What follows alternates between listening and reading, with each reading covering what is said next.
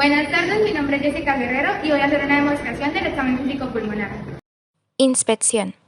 En primer lugar, vamos a evaluar las alteraciones generales, es decir, que vamos a ver el estado de nutrición de nuestro paciente, el color en caso de que haya haber una cianosis, la respiración con labios fruncidos en caso de POT, facies, nevos en araña, vesículas, costras, cicatrices, fístulas, atrofias y hematomas. En el tórax estático evaluaremos la simetría del tórax y sus dimensiones en caso de hallar deformidades, ya sean estas congénitas o adquiridas, y en el tórax dinámico evaluamos el tipo de respiración, su frecuencia, amplitud y ritmo, y así observamos si hay signos de dificultad ventilatoria, es decir, aleteo nasal, tiraje, utilización muscular accesoria y signo de Hoover.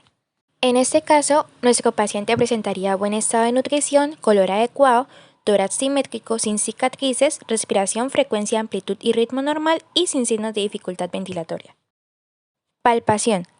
Aquí vamos a buscar alteraciones de la sensibilidad, es decir, si hay una existencia de dolor. También vamos a buscar si hay fracturas, tumefacción, masas, frémitos o roncus palpable y edema en esclavina.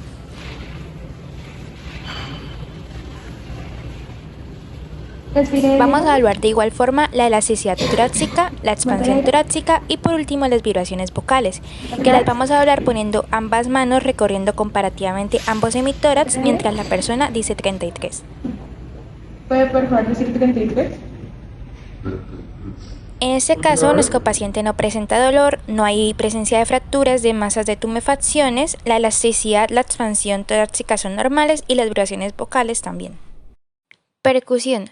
Aquí vamos a usar la técnica digital de Gerhard, en la cual un dedo percutor de la mano derecha golpea sobre un dedo pleximétrico de la mano izquierda. Esto se hace sobre los espacios intercostales, y pues aquí vamos a identificar tres sonidos principalmente. Sonoridad, que es la clavicular, matidez en lo que sería corazón e hígado y timpanismo en el espacio del cabo. Todo esto ya en una secuencia u orden que sería región anterior en primer lugar, vértices pulmonares en segundo lugar, región dorsal en tercer lugar y regiones laterales en último lugar. En este caso podemos decir que nuestro paciente presenta ruidos normales tanto en la cara anterior como posterior del tórax. Auscultación.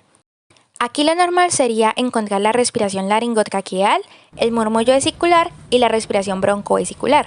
De igual forma, vamos a ver si está la existencia de ruidos agregados, lo que sería anormal, entre los que encontraríamos las sibilancias, los roncus, los estertores, los crepitantes o el frote pleural.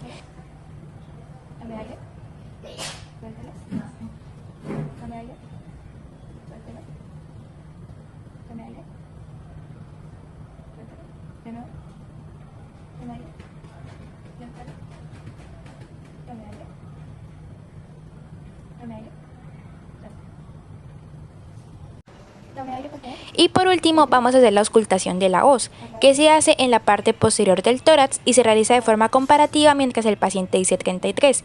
Lo normal sería que no se distinga con claridad las vocales. Y pues de esta forma vamos a descartar lo que sería la presencia de broncofonía, petirolaquia y egofonía.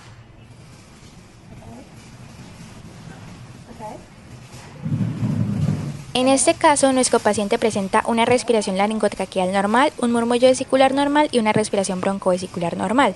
No hay ruidos agregados y tiene una auscultación de la voz normal.